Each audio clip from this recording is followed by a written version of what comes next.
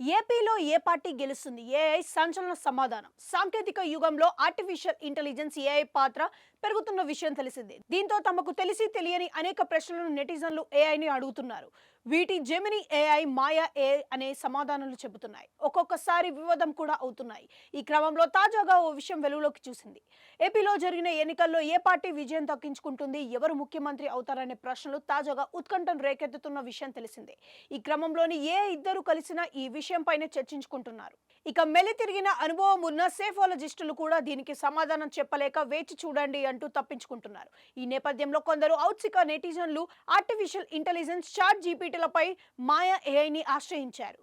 ఏఐలో ఏ party విజయం దక్కించుకుంటుంది, ఎవరు ముఖ్యమంత్రి అవుతారు వంటి కీలక ప్రశ్నలు సంధించారు. ఇదే సమయంలో టచ్ చేసి చూడు తరహాలో టీడీపీ అధినేత ఎవరు, ఏపీ ప్రస్తుత సీఎం ఎవరు అనే ప్రశ్నలు కూడా సంధించారు.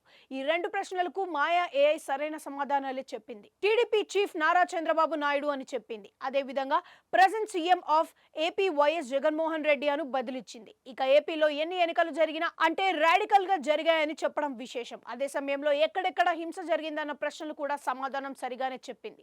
తాడిపత్రి, పల్నాడు అని పేర్కొంది. ఇక ఎవరు గెలుస్తారు అనే ప్రశ్నకు మాత్రం మాయా ఏఐ కూడా దాటివేసింది.